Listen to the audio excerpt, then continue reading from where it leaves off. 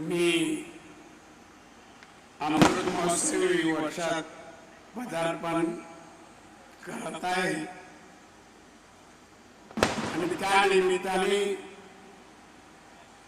हा माझ्या दोन्ही चिरंजीवांनी कार्यकर्त्यांनी मिळून हा कार्यक्रम आयोजित केलेला आहे।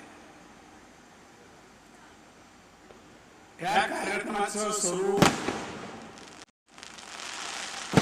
मी मागील 1.5-2 तासात अनुभवत असताना मी ज्यांनी भाषण केली त्या मंचावर त्या सर्वांनी माझ्याबद्दल जे काय कौतुकाचे शब्द उच्चारले, माझ्या प्रेमापोटी त्यांनी माझं कौतुकही केलं। त्यातील प्रमुख म्हणजे महाराष्ट्र राज्याचे माननीय मुख्यमंत्री देवेंद्रजी फडणवीस साहेब,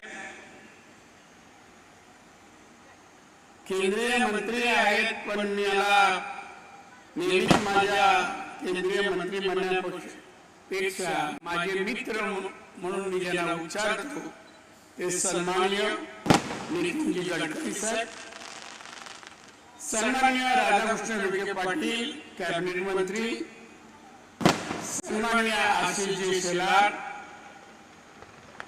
सन्माननीय निलेश राणे, उदय सामंत, नितेश राणे, सुनील तटकरे साहेब, रवींद्र चव्हाण साहेब, प्रसाद लाड, सन्माननीय दीपक केसरकर, प्रवीण दरेकर, सन्माननीय प्रभाकर सावंत, सन्माननीय दत्ता सामंत, मला एक नाव राहिलंय याच्यामध्ये रवींद्र चव्हाण साहेब, मनीष जाळवी आणि या मंचावर बसलेले सर्व मान्यवर माझ्या समोर बसलेले महाराष्ट्रातील कोकणातील सर्व मान्यवर बंधू भगिनींनो आणि मित्र, आयुष्यात बरीच भाषण केली, बऱ्याच प्रश्नाला उत्तरे दिली। सभागृह या देशातील बहुतांशी सभागृहात मी भाषण केलेली आहे, कामकाज केलेलं आहे, पण आजचा जो दिवस आहे हा फार माझ्यासाठी वेगळा आहे। वेगळा या दृष्टीने आहे, अनेक सभागृहातील भाषण आणि माझ्या आरोपणा किंवा केलेले भाषणाला प्रत्युत्तर देण्याचं काम मी त्यावेळी केलं, पण आजचा प्रसंग असा आहे की या सर्व माझ्या नेत्यांनी सहकार्याने जी भाषण केली, माझ्याबद्दल कौतुकही केलं, मी केलेल्या कार्याचा गौरवही केला, हे ऐकल्यानंतर मला स्वतःलाच वाटतंय मी या सर्वांच्या भाषणाला आज उत्तर देऊ शकत नाही, अशी माझी परिस्थिती झाली। मी नेहमी 2 गोष्टी म्हणतो की कोणी काही विचारा, काही बोला, कुठलाही प्रश्न विचारा, मी समर्थ उत्तर देईल, ही माझी घमेंड आज झेलली असं वाटतं। जसं मी म्हणतो मी कोणाला घाबरत नाही आणि घाबरणार नाही, तसं मी निरुत्तर होणार नाही, ही पण माझी घमेंड आज झेलली असा शब्द प्रयोग करेन। मी अनेक मंत्री, नेते, केंद्रात राज्यातले नेते यांना जवळ पाहण्याचा क्षण योग मला, मी महाराष्ट्राचा मुख्यमंत्री होतो, माननीय वाजपेयी साहेब पंतप्रधान, अनेक वेळा भेटायचा योग आला, अनेक वेळेला त्यांच्या बरोबर महाराष्ट्राचे अनेक प्रश्न चर्चाही करण्यात आले. अनेक केंद्रीय मंत्री, अगदी राष्ट्रपती, पंतप्रधान, नेते मोठमोठे सगळ्यांना भेटायचं भाग्य मला मिळालं, सगळ्यांशी संभाषण करण्याचं. पण मला आज असा काही सत्कार होईल, मला नितेश राणेने विचारलं की 75वी जवळ येते, बाबा कोणाला बोलू सांगा, मी असा कार्यक्रम करतो. मला तुला वाटेल त्यांना बोलव, मला काय म्हणायचं नाही.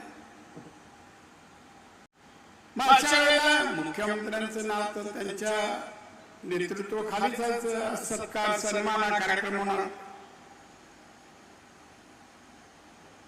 मी म्हणालो त्याला एक नाव मात्र माझ्या वतीने घे, नितीन गडकरी. त्यांनी सांगितलं का मला वेळ नाही, अमुक ठिकाणी होता, त्याला माझा फोन लावून दे, मला मी त्याच्याशी बोलतो. आणि माहिती होतं माझा आवाज ऐकल्यावर नितीन गडकरी नाही म्हणणार. उपस्थित बंधूंनो, भगिनींनो आणि मित्र, मी आयुष्यात राजकारणात येताना कुठला संकल्प करून आलो नाही. शिक्षण घेताना किंवा त्यानंतर इन्कम नसणार नोकरी करताना मला असं वाटलं नाही, नोकरी करू नये, आपण व्यवसाय करा. कारण एक वाक्य ऐकलं होतं की नोकरीमध्ये पगार म्हणा, उत्पन्न मर्यादित असतं, पण व्यवसाय केल्यास मर्यादा राहत नाही. नोकरीमध्ये रिटायर झाला तर 70-80 हजार मिळतील, पण व्यवसाय केल्यावर लाखो रुपये कमवू शकतो. आणि म्हणून मी तो राजीनामा देऊन मी उभा. बांधवांनो, आज माझ्या समोर जे मान्यवर बोलले त्यांचे उपकार मी कुठल्या शब्दांनी व्यक्त करू, हा माझ्यासमोर प्रश्न आहे.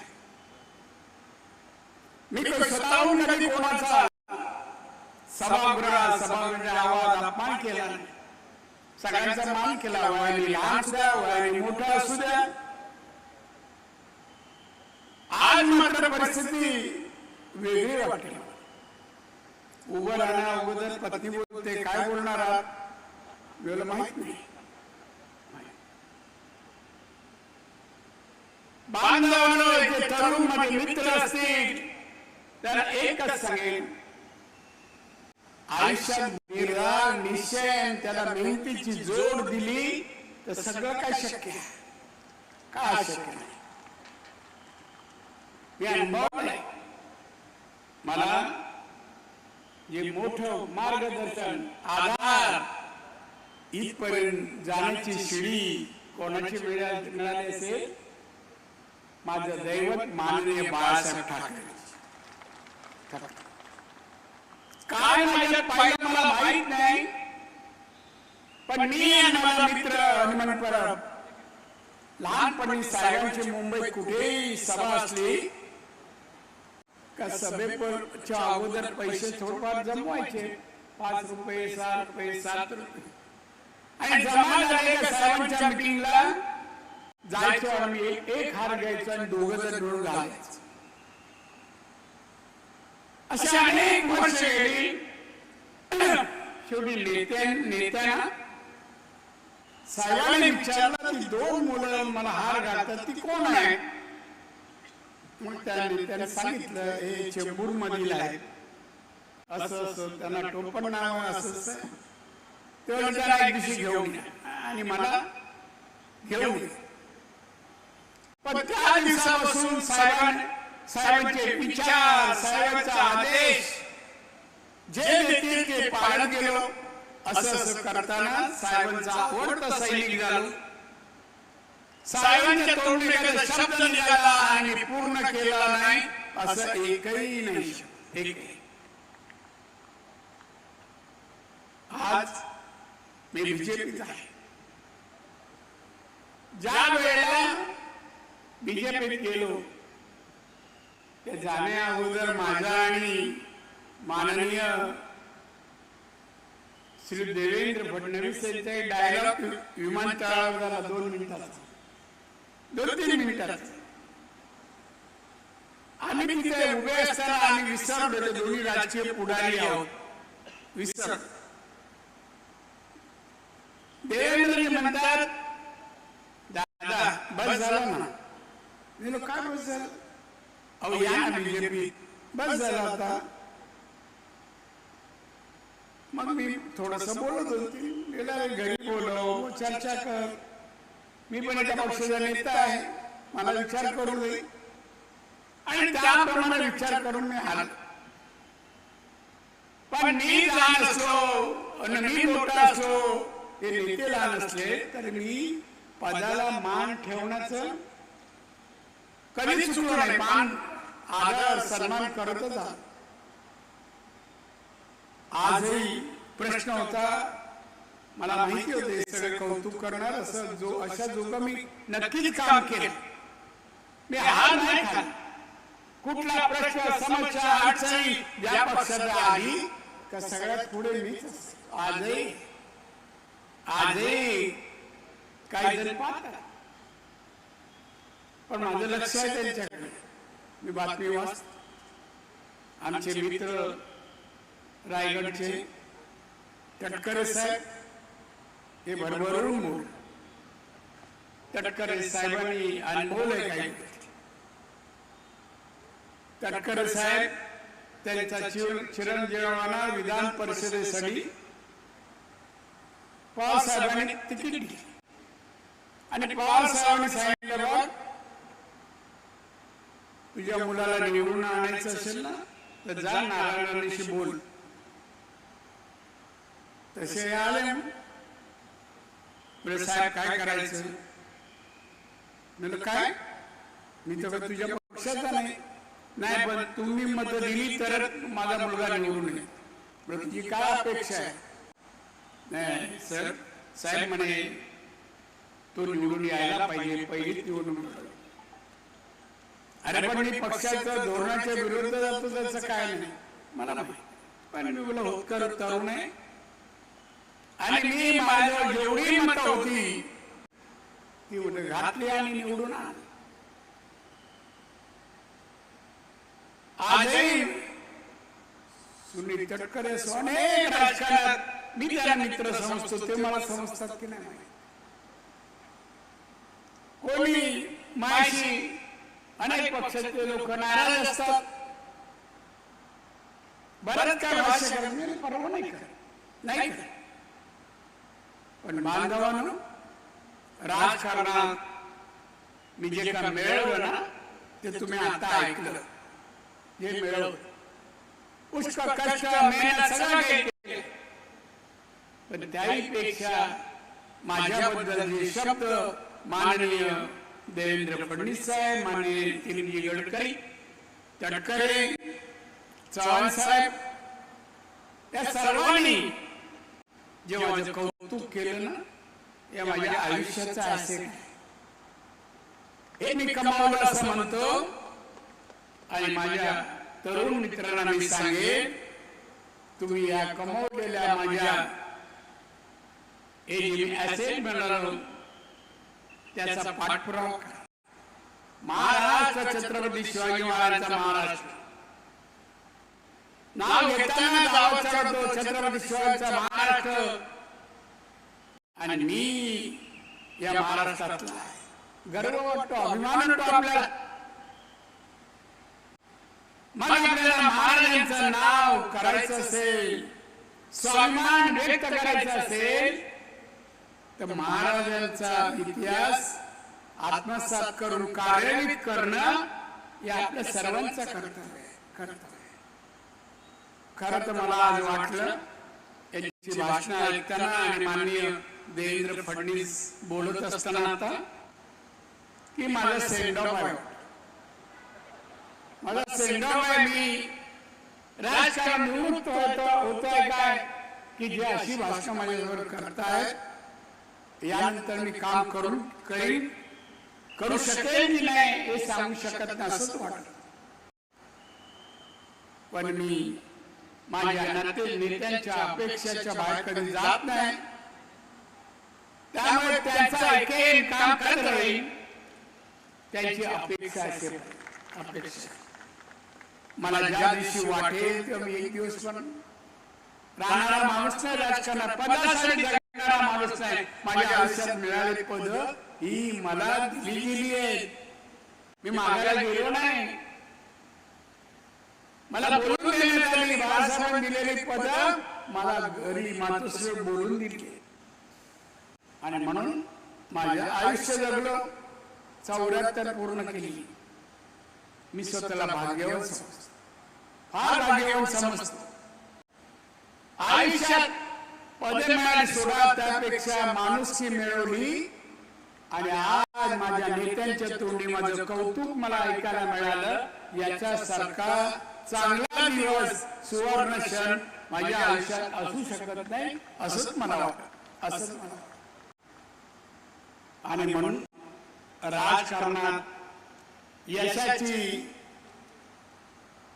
जमा वजावटी करण्यापेक्षा आपण महाराष्ट्राचे देवराज, देशाचे नागरिक आहोत. इथल्या जनतेसाठी आपण काहीतरी करावं, याला द्यावं, याच हेतूने काम करत राहिल्यास तुम्हाला पण सगळ्यांना यश मिळेल असं मला वाटतं. यश मिळेल. आणि म्हणून आज माझे नेते सगळे बसलेले आहेत. माननीय देवेंद्र फडणवीस, आमचे गडकरी साहेब, चव्हाण साहेब, आमचे वेगवेगळे नेते, खासदार, त्यात नितेश दोघेही आहेत, शेलार साहेब आहेत. या सगळ्यांची भाषण ऐकले मी आणि मला हे वाटतं आज माझं भाषण की हा सत्कार माझी दोन्ही चिरंजीव ऐकले, दोघं ऐकतायत. त्यामुळे त्यांच्या आजची सभेमधली भाषण त्यांच्या जीवनातील उत्तम मार्गदर्शन त्याला मिळालं आहे आणि त्याचं अनुकरण दोघेही करतील आणि तेही यश असं मिळवतील अशी मी अपेक्षा करतो. आणि माझ्या सगळ्या सहकार्यांना, नेत्यांना माझ्यासाठी आजचा वेळ, अमूल्य वेळ तुम्ही दिला. फार मराठी भाषेतले शब्द, तोलामोलाचे शब्द माझ्यासाठी ते व्यक्त केले आणि मला आनंद आयुष्यात मिळाला नाही त्यापेक्षा आजच्या या सभेमध्ये माझ्या सकाळ सोहळ्याच्या वेळेला जे तुम्ही बोललात ते मला सगळं आनंदाचे क्षण तुमच्या या भाषणातून, वक्तव्यातून मला मिळाले असे मी समजतो. आणि जास्त वेळ आपला सर्वांचा न घेता नियोजन केलं की आयोजन केलं ते सर्व नेते मंडळी आणि ज्यांनी आपलं मनोगत व्यक्त केलं, माझं कौतुक केलं आणि मला उरलेल्या आयुष्यात प्रेरणा देण्याचं काम केलं. मी उरलेल्या आयुष्यात जनहित, लोकहिताचं काम यापेक्षा कमी वेळात जास्त करू शकेल अशी सर्वांची भाषण आणि विचार ऐकून मला प्रेरणा मिळाली. आणि म्हणून आपल्या सर्वांचे मंचकावरील आणि या मैदानावरील सर्व मान्यवरांचे आभार मानतो, धन्यवाद देतो. आपल्या सर्वांची रजा देतो. जय हिंद, जय महाराष्ट्र. धन्यवाद आदरणीय राणे साहेब. नारायण समाजाचे एकदा जोरदार टाळ्यांचा गजर होते. आहे आणि आम्हाला राणे साहेब नाव ऐकण्याचा अभिमान वाटतो. राणे साहेब ओतप्रोत अन्न भरलेलं हे भाषण आपलं मनोगत संवादाला, या सत्काराला उत्तर दिलं. यानंतर आभार प्रदर्शनाकडे वळूया आपण. मी नितेश राणे साहेबांना हिंदुत्वाचा हुंकार नितेश राणे साहेब या ठिकाणी आभार प्रदर्शन व्यक्त करत आहे. मंचावर उपस्थित असलेले सन्मान्य महाराष्ट्र राज्याचे मुख्यमंत्री आदरणीय देवेंद्र फडणवीस साहेब, आदरणीय केंद्रीय मंत्री नितीन गडकरी जी, सन्मान्य खासदार राष्ट्रवादी काँग्रेस पक्षाचे प्रदेशाध्यक्ष सन्मान्य सुनील तटकरे जी, त्या पक्षाचे आमचे प्रदेशाध्यक्ष रवी चव्हाण साहेब, मंचावर उपस्थित असलेले आदरणीय राधाकृष्ण विखे पाटील साहेब, सन्मान्य उदय सामंत साहेब, सन्मान्य आशिष शेलारजी, सन्मान्य आमचे प्रवीण दरेकर साहेब, सन्मान्य प्रसाद लाड साहेब, सन्मान्य आमचे दीपक केसरकर जी, सन्मान्य आमचे सर्व भारतीय जनता पक्ष, शिवसेना आणि राष्ट्रवादी काँग्रेसचे पक्षाचे सर्व प्रमुख नेते आज आपल्या आदरणीय राणे साहेबांच्या 75व्या वर्षाच्या पदार्पणाच्या दिवशी हा जो कार्यक्रम आपण आयोजित केलाय त्यासाठी हे सर्व जे प्रमुख मान्यवर इथे